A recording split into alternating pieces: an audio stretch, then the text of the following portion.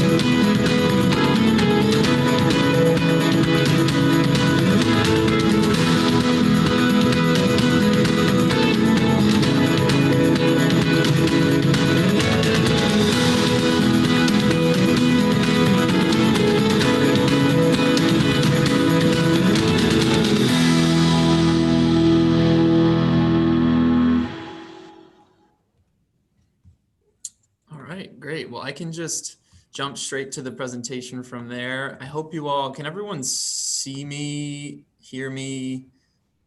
Are we good there? You're good. Okay, great. So again, thank you all so much for joining. I know this is the last talk and I probably won't go 45 minutes.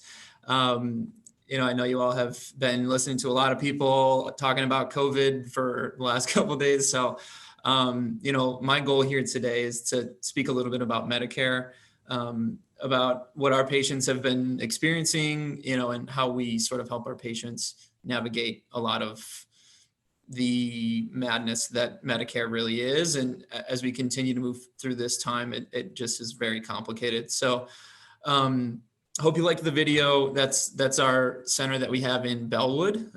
We have, I think, 21 centers across Illinois. So please feel free to check us out on oakstreethealth.com if you're interested. It's an exclusive practice for Medicare patients. So today, as I mentioned, my goal is to educate a little bit about Medicare and talk about how CMS, the Center for Medicare-Medicaid Services, has sort of responded to the pandemic. They've kind of relaxed some of the you know, benefits a little bit to make it a little bit easier to navigate when it comes to testing and things like that. So speaking a little bit about that, but it is a very basic general Medicare educational piece. My goal is to help simplify it a little bit. So if you have a pen and paper, laying around, it might be helpful to take a couple of notes, and hopefully it's helpful for you all. So just to start it off here, wanted to just reflect for a minute. For those of you who are on Medicare, or if you're a caregiver serving a parent or a client on Medicare, just take a minute and think about your experience navigating the Medicare world. Most of the time when I'm speaking to groups, I really would love to, see raises of hands and folks interacting. Obviously, this is a little bit different, talking and not really able to interact a ton or see the chat box. But, a lot of times when we ask this question, folks are like, well, yeah, I mean, I don't know a ton about my benefits or what's available to me or coverage things. And so it's complicated, right? And so here at Oak Street Health, we believe in rebuilding healthcare as it should be. We're only primary care practices, but we really believe that when it comes to your health, it starts with your primary care. So we only serve Medicare patients. We want to make our care personal to the patients that we serve, equitable and fair to every patient that we serve, and accountable. As Jennifer mentioned, Oak Street Health is accountable for the patients that we serve in a way that other healthcare companies do not function. So it's kind of complicated, but if you'd like to talk a little bit more about it, we can get into it a little bit at the end of the presentation, or if you have additional questions, we could set up time to talk a little bit more. So first things first, I'm with Oak Street Health. I'm not an insurance agent. I don't sell any insurance products. As a healthcare company that serves Medicare patients, we learned and figured out pretty quickly that if our patients don't have a plan that really works for them, it makes it a lot harder to take care of patients actually too. So we invest a lot into educating our patients on the benefits of Medicare. It's wild. I've been with Oak Street for 6-ish years, and over that time, it's not that long of a period of time, but the Medicare system, a lot of the benefits and costs and things like that have shifted a lot.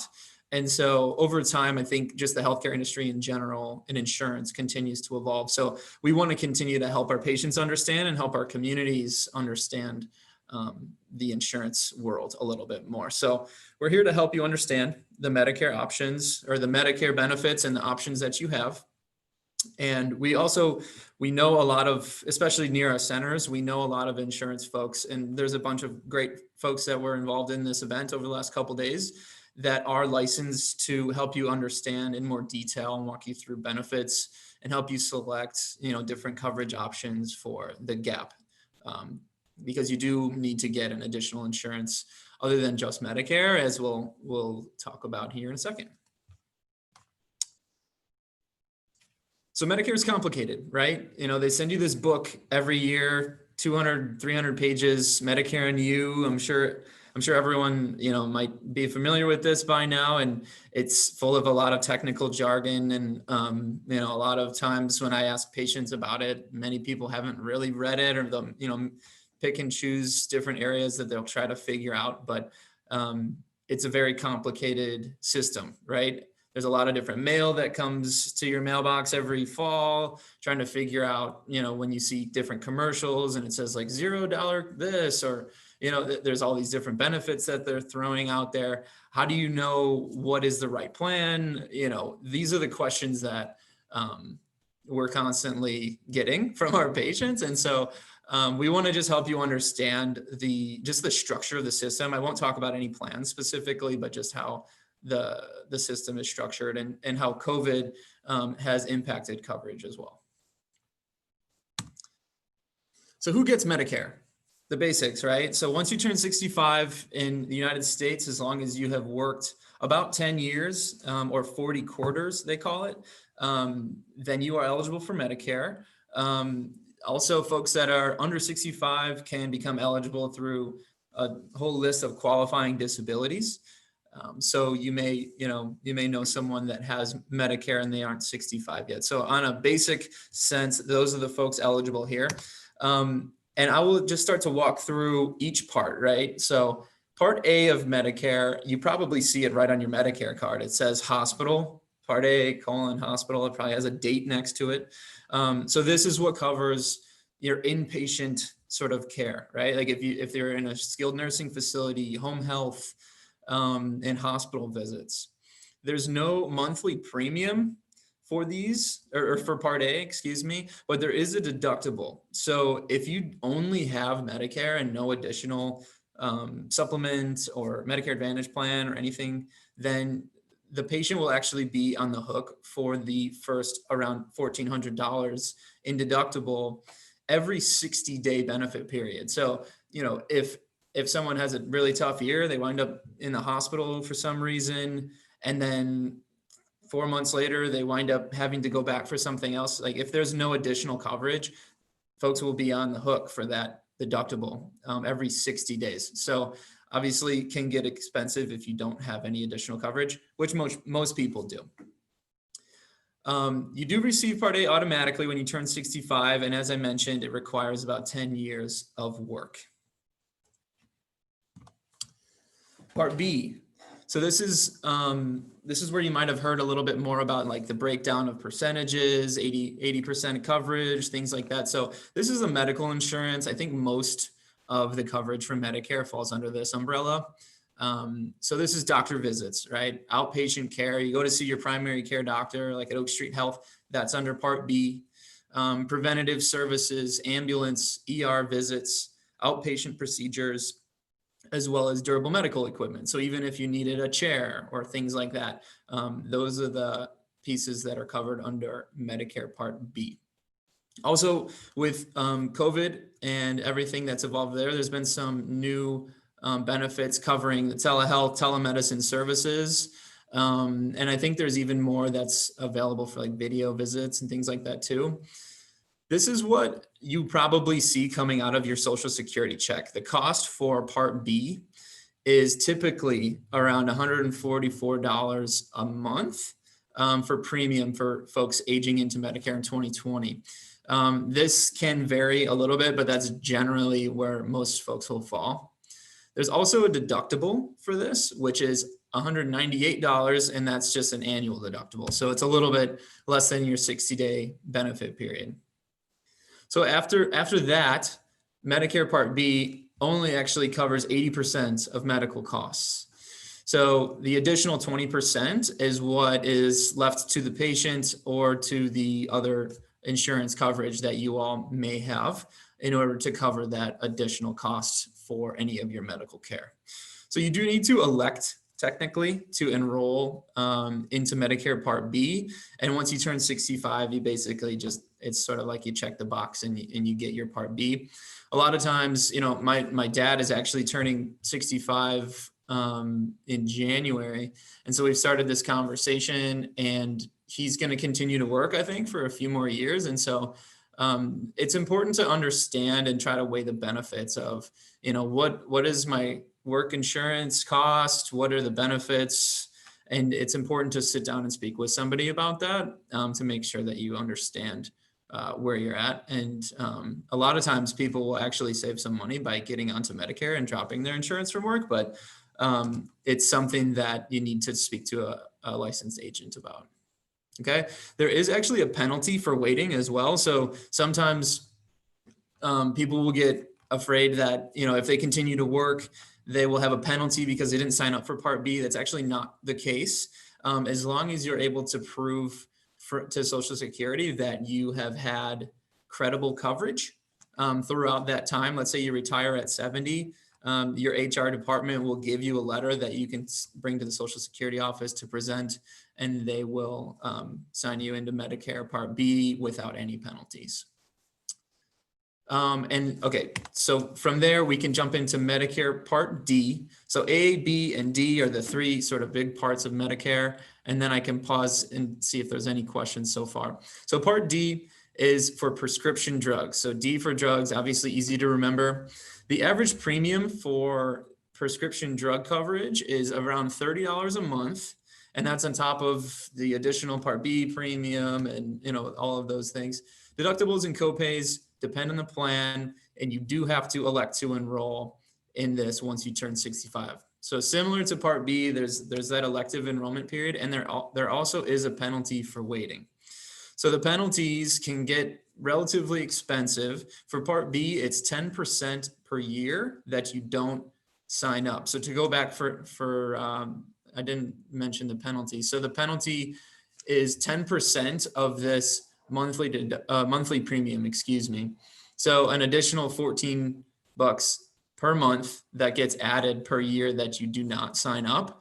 So if you wait and wait and wait, and some people, don't want to take Medicare Part B for some reason, there will be a penalty over time.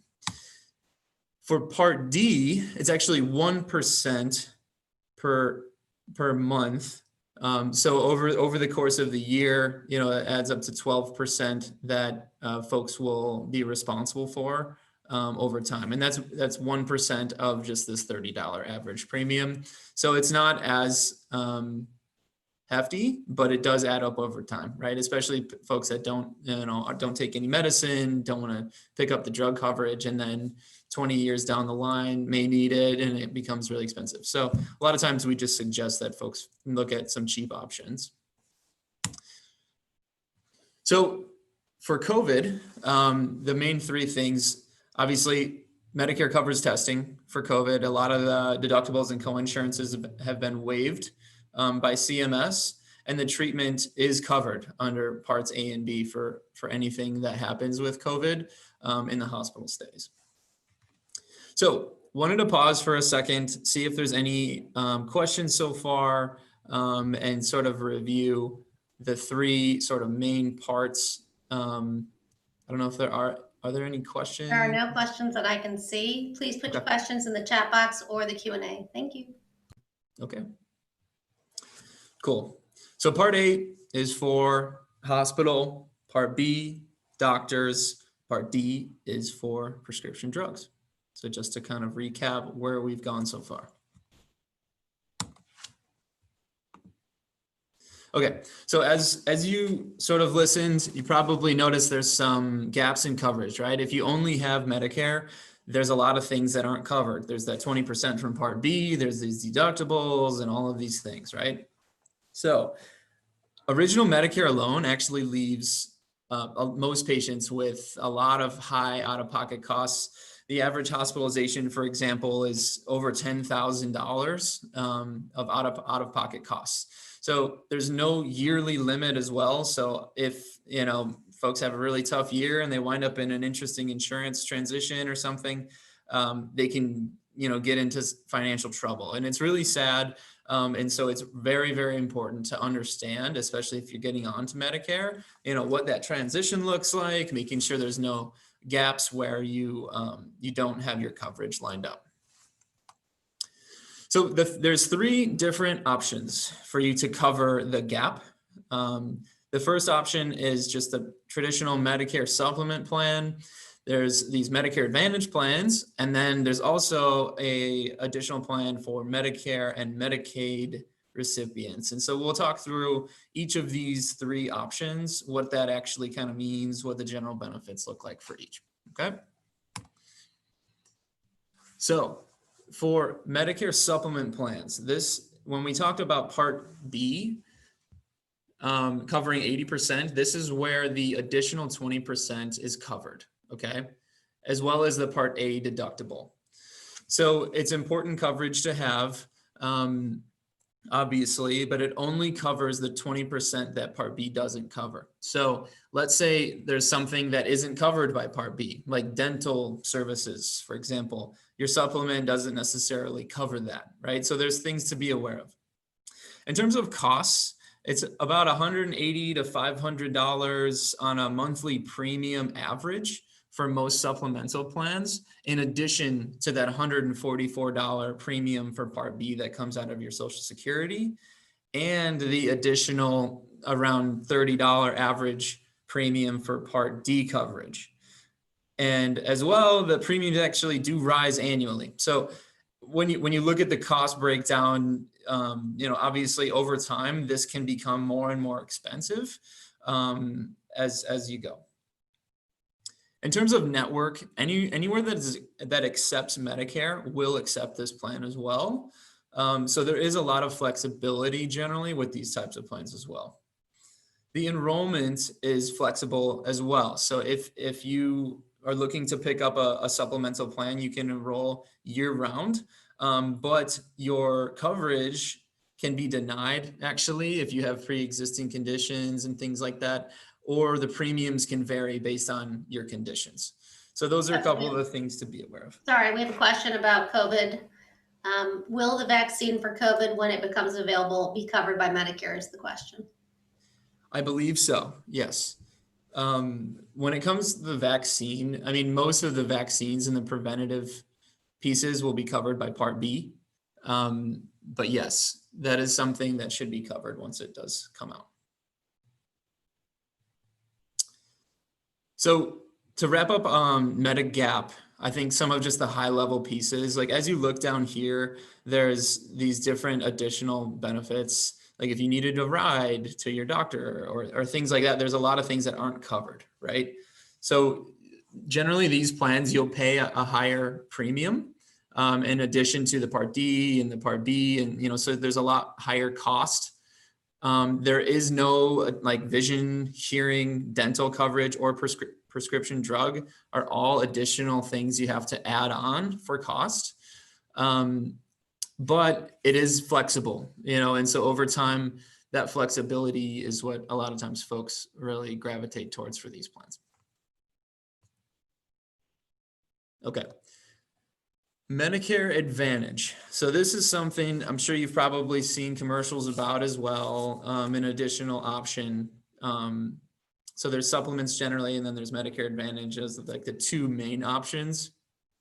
The way that Medicare Advantage works is it kind of combines the different parts of Medicare together. So part A, B, and D all kind of combined, and you have one card. You don't have to carry around your Part D card and your Medicare card and your supplement card. It's kind of just like one lumped in plan. The costs are generally pretty low for these plans. I think the way that they describe it is like low to no monthly premium, like zero to low on the monthly premium side, beyond the Part B premium that you will still be responsible for. Part D is actually often included at no extra premium, so it's still zero premium a lot of times, even though you do have prescription drug coverage included.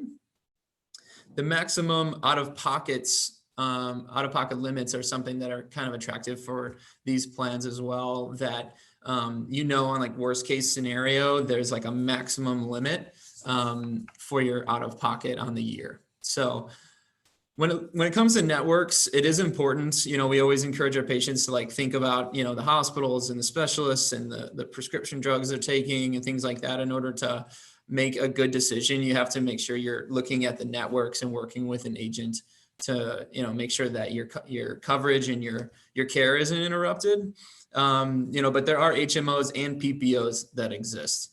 The nice thing about these plans as well is they do actually include a lot of these additional benefits we talked about. Like many of them include dental, transportation, money towards hearing aids or glasses on an annual basis and things like that. So kind of the way that these are designed are a little bit more on like the preventative medicine side of things.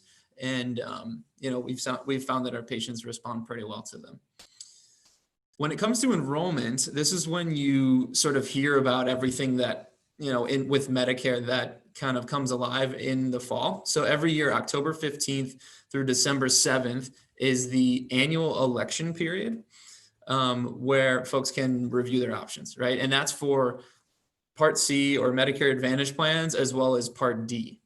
Like we talked about for supplements, you can actually pick those up at any time during the year, but for the annual election period, that's specifically for Medicare Advantage and Part D coverage. There's also a whole host of different special election periods where you can pick up a plan like this if you moved, or if, there's actually even a special election period for the pandemic. I'm not sure if it's still going, but if you needed to review your options right now, you may be able to change your plan due to the special election period that CMS rolled out from COVID. So a couple of additional COVID-19 benefits, a lot of these plans will waive or reduce the cost sharing for COVID-19 related treatments. Any of the drug plans, they actually offer you additional up to 90-day or 3-month supply of your prescriptions if you need it, and you can request it during the emergency.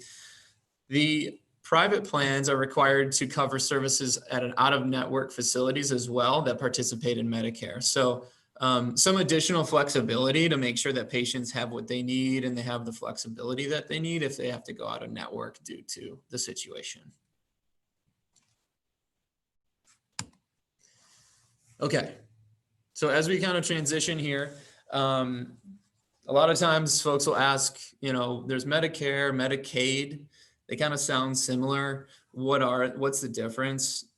So the way we like to describe it and just break it down simply is looking at the last piece of the word, right? So Medicare is like care for older adults. So folks over 65, like we talked about. Medicaid, we just like to focus on aid or for low income individuals that don't necessarily need to be elderly. They can be at any age, but it is emphasis on the low income individuals in our communities.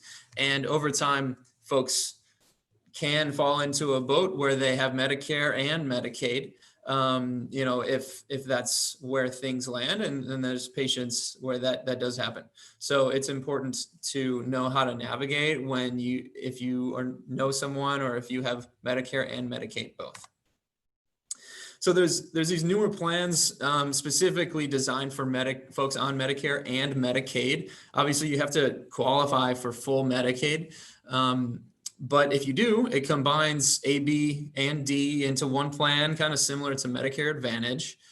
And the costs, there's $0 costs for these plans, but you do need to work within a network. So similar to a Medicare Advantage plan in that there's a lot of additional benefits and transportation and hearing coverage, dental, prescription drug, a lot of additional benefits wrapped into these plans at no cost. But you do need to just work within the network that's provided by the plan.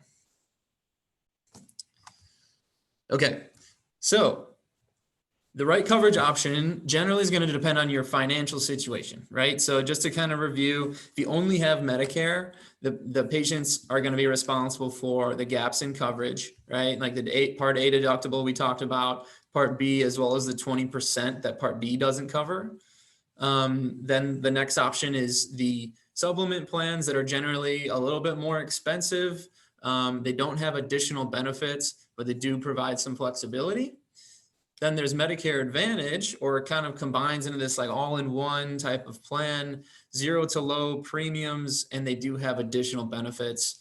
Like this OTC benefit piece is like over the counter, which is a benefit I didn't mention. A lot of these plans have this like a catalog where you can order a lot of your toiletries or toothpaste or Band-Aids or things like that are actually covered by the plan, and they have a certain dollar amount per quarter or something, depending on the plan that you can use. And so it can get very nice to have some of these just like additional benefits. Some of them even have gym memberships and stuff too. So there's a lot of added benefits.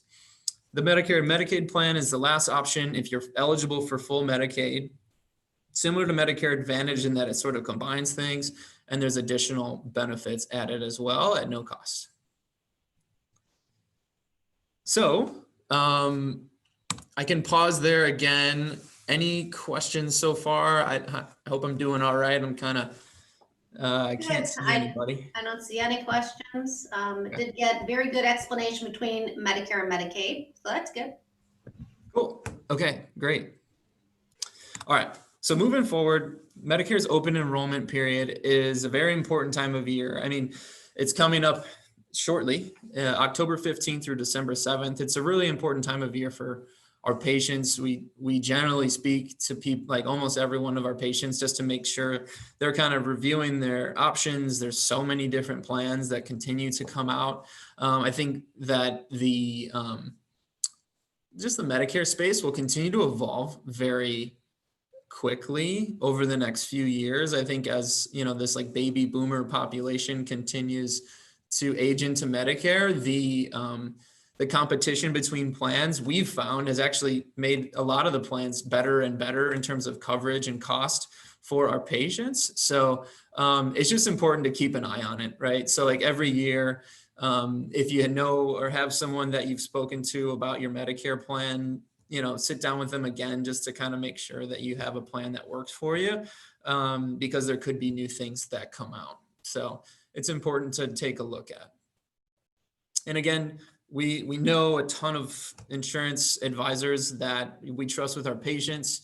You know, we'd love to help you understand or connect you with anybody that that could help you with this.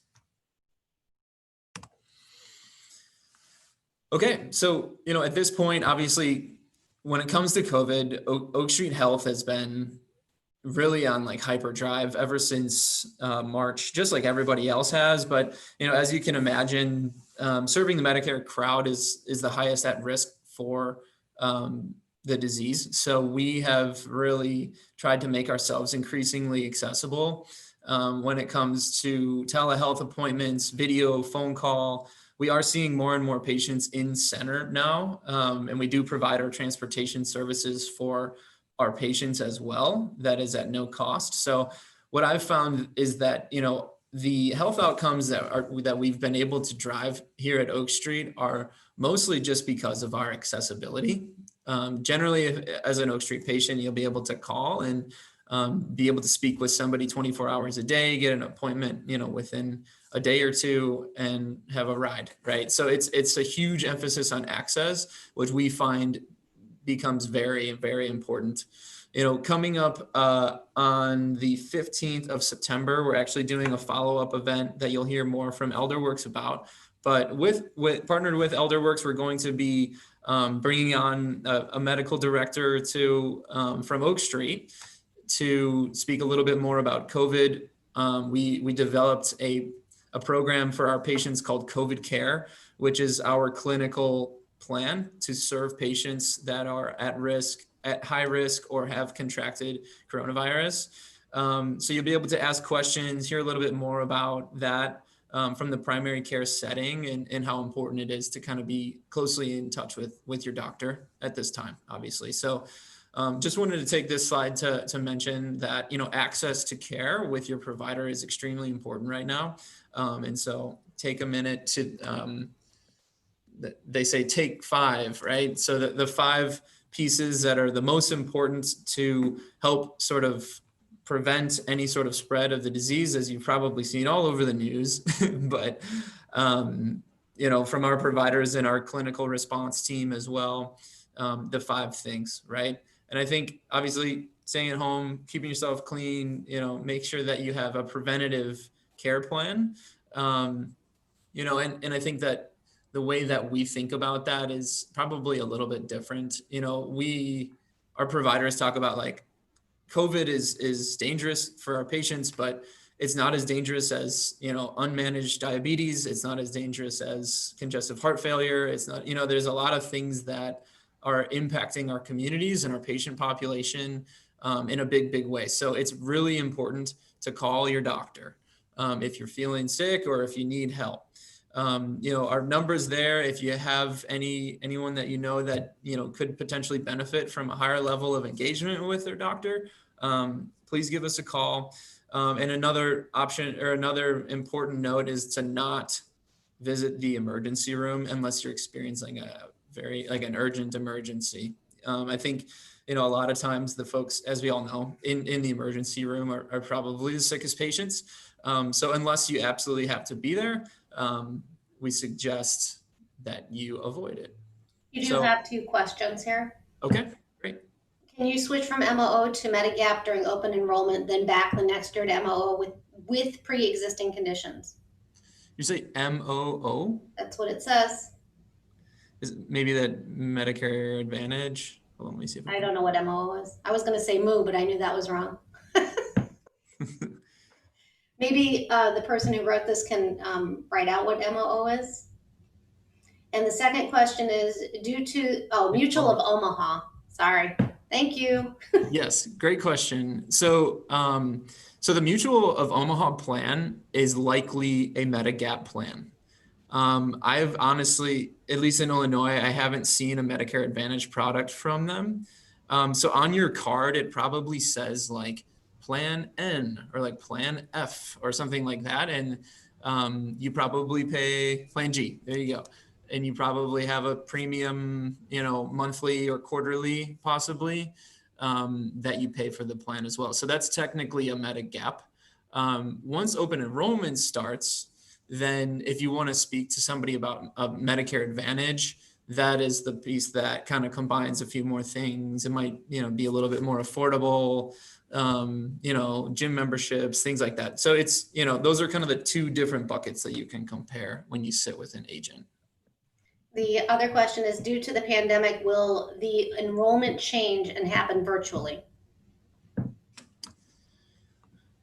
So there are virtual enrollments. Like if you were to call one of the, payers right now, they would likely be able to do an enrollment over the phone or over a video call. I think that some of the agents that support our patients have been visiting people and like taking precautionary measures and everything like that. But it will definitely be a very interesting AEP, they call it, annual election period. But it'll change in the sense that you'll be able to do a lot more online or over the phone or things like that. But, if you ever wanted to meet with somebody in our center or things like that, like we can make a space so that you can get into the weeds. I mean, it's obviously it's your health plan, and sometimes it's hard to kind of get into a lot of those details over the phone, but it is doable, I guess, is the answer to the question, and it will be available. But if you're able to do it safely, sitting with somebody who's licensed to walk you through it is something that we would encourage you all to think about. And we can help make the introduction as well, if that helps. The last question. Okay. So, yeah, that's all I've got. I know that, it's the end of the day. Thank you all so much for joining this last piece here. Again, we will be doing a talk on the 15th of September at 11 a.m. There'll be more information coming out about that, and hopefully you'll be able to learn a little bit more about our clinical response to the coronavirus for our patients in a primary care setting. And again, my name is Patrick Langan. I think my info will likely be circulating, and feel free to give us, shoot me an email or give me a call. I'd be more than happy to help you understand if you have any questions about Medicare, or if you have any questions about Oak Street. We've been continuing to bring on new patients in a whole lot of different ways, and we have practices all over the place. So we're really committed to serving and supporting all of our caregivers and all of the folks that are serving this population that we are committed to. So, yeah, that's all I've got. Thank you so much, Patrick. Patrick, Absolutely. thank you very much. Wonderful presentation. We've enjoyed all of your time with us the last few days. So in conclusion, after 2 days, 23 classes, we still have 15 attendees with us. You all should be commended because you stuck with us for 2 days of education, and I'm very proud of you. If you have any questions, concerns, you need any referrals, ElderWorks is a complimentary service. We are in your pocket. We are here for you anytime you need us. You call us. You call your consultant or the main number. Otherwise, we are in office tomorrow at 9 a.m. If you need us earlier, call one of our mobiles and we'll be happy to help you. Patrick, you have a great night. Thank you so much, everybody. Thank you, Patrick. It was really enjoyable spending 2 days with you.